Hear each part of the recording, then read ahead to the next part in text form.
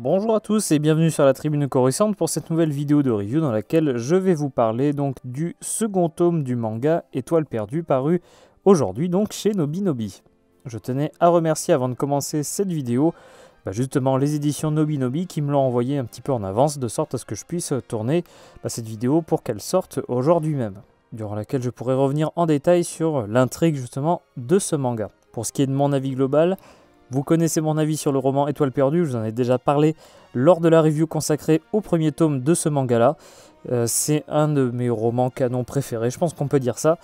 Et vu que l'histoire est excellente, on retrouve la même histoire là-dedans, donc elle est tout aussi bien. Et d'ailleurs, avoir un manga pour illustrer les différents événements, les différents personnages, c'est toujours un truc très très cool. Et j'ai bien apprécié du coup la lecture de ce tome 2, et je pense aussi que ce sera le cas du troisième et dernier tome.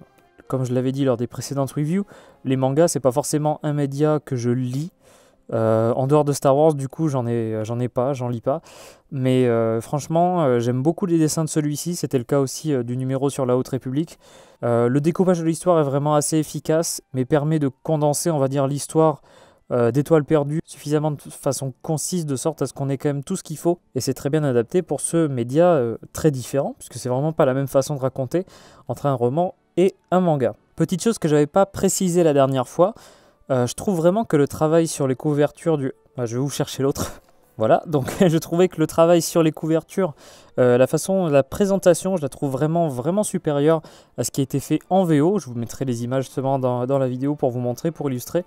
La chose qui est vraiment très bien avec Étoile perdue, c'est que c'est vraiment très accessible comme œuvre. On se retrouve avec une histoire qui est vraiment très bien construite par rapport à la trilogie originale. Dans le premier tome, on avait vraiment une trame qui était un petit peu à l'envers par rapport au roman. Là, on est un peu plus linéaire dans celui-ci, puisque là, on a vraiment amorcé l'histoire de Thane et de Sienna. On est un peu plus linéaire dans la façon dont se déroule l'histoire, mais c'est très bien construit, comme je le disais tout à l'heure, et l'histoire est vraiment très appréciable à suivre. Et je pense que ça va être très difficile d'en dire plus pour l'instant dans une partie sans spoil, outre le fait que je vous recommande la lecture de ce tome 2. On va passer en partie avec spoilers, donc à partir de maintenant, c'est que pour ceux qui ont déjà lu ce manga ou qui n'en ont pas grand-chose à faire d'être spoilés. Donc on poursuit justement l'histoire de Thane et de Sienna. L'élément final du tome 1, c'était l'explosion d'Alderaan, donc la destruction d'Alderaan plutôt, devrais-je dire, par l'étoile de la mort, et justement le sentiment que ça crée chez Thane. Très intéressant justement au niveau de l'histoire. On va avoir les deux trames narratives justement qui vont se recroiser plusieurs fois, puisque Thane et Sienna sont assez loin l'un de l'autre, mais vont se rapprocher à 2-3 moments cruciaux, on va dire, de l'histoire. Pour ceux qui connaissent déjà l'histoire du roman, ils vont vraiment se détacher l'un l'autre. En gros, ce tome 2, ça va être le moment où Thane va passer de pilote dans l'armée impériale à pilote dans l'Alliance rebelle. C'est cette période de transition qui est assez intéressante vis-à-vis du personnage.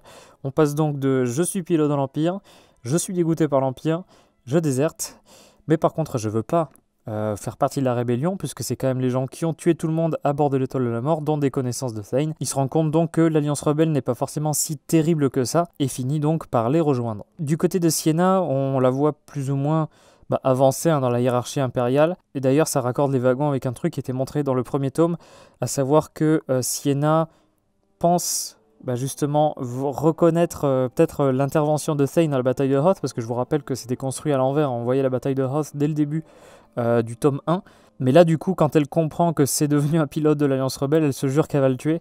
Bon, évidemment qu'elle va pas le faire. Quand il se revoit sur Jelucan ensuite, on voit vraiment qu'il y a une antagonisation des deux personnages, même s'ils s'aiment, ils continuent de s'aimer, d'avoir des sentiments l'un pour l'autre. Ils sont vraiment très ancrés dans leur camp respectif. Ça, c'est un des points forts du roman et du manga, c'est vraiment la caractérisation des personnages, et on se rend compte par exemple de ce que ça représente pour eux, la destruction d'Alderaan, la destruction de l'étoile de la mort, qui est limite même plus importante pour les personnages, enfin pour certains en tout cas, que la destruction d'Alderaan, puisque Nash par exemple vient d'Alderaan, mais bref. Puisque d'ailleurs l'ami de Sienna, Dude, meurt à bord de la station pendant la bataille de Yavin. Donc justement c'est très sympa d'avoir ce côté, de l'autre côté en fait, du côté de l'Empire, par rapport à ces événements qu'on connaît très bien. On voit vraiment la bataille de Yavin comme une victoire éclatante de la rébellion, la destruction d'une super arme dangereuse pour la galaxie.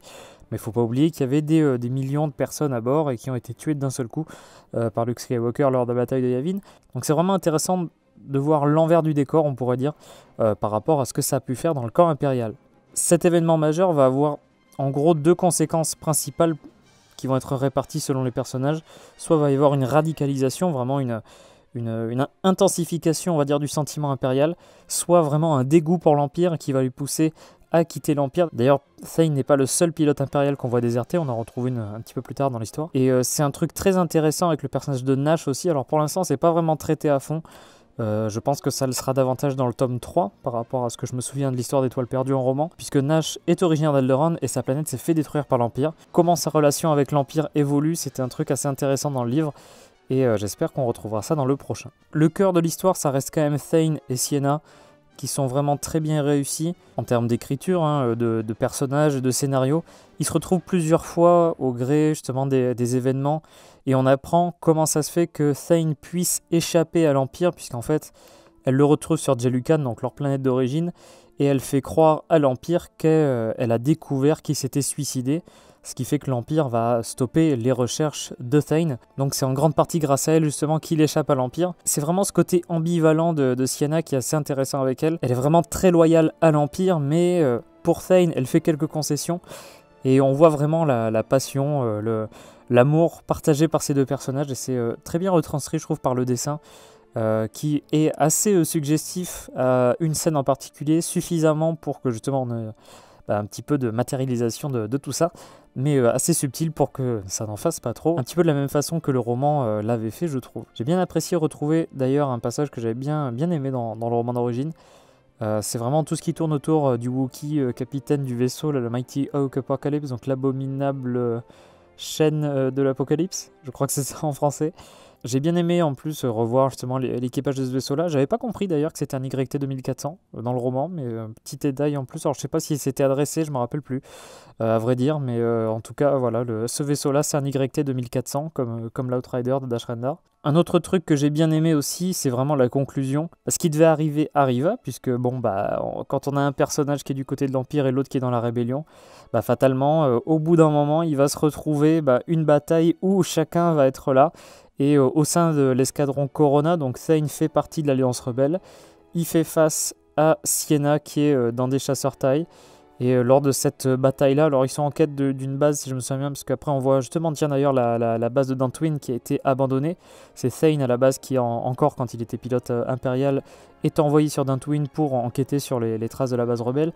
Ils ont établi leur base sur une planète avec que des chiffres, je me souviens de ça dans le roman aussi. Mais du coup, il y a cette bataille où, évidemment, les deux se retrouvent face à face. Du coup, c'est le cliffhanger de fin dans l'idée où est-ce que l'un des deux va finir par tuer l'autre sans vraiment le vouloir. J'ai bien aimé ce découpage, justement de couper le second tome à ce moment précis de l'intrigue. Donc voilà, je pense que j'ai pas forcément grand-chose de plus à dire à propos de ce second tome d'Étoile perdue que je vous recommande, encore une fois. Même pour ceux qui auraient déjà lu le roman, c'est une bonne addition d'avoir justement ce côté visuel en plus. J'ai adoré le roman. J'ai bien aimé justement lire ces mangas-là aussi, donc je vous recommande bien évidemment la lecture de ceux-ci. En tout cas, j'espère que cette vidéo de review vous aura plu. Si c'est le cas, n'hésitez pas à laisser un like, à vous abonner à la Tribune Coruscante pour ne pas rater les prochaines vidéos. N'hésitez pas également à laisser dans les commentaires votre avis sur ce manga-là. On se retrouvera très vite pour les prochaines vidéos, y compris les reviews sur les mangas, les comics et les romans. A très bientôt et que la force soit avec vous.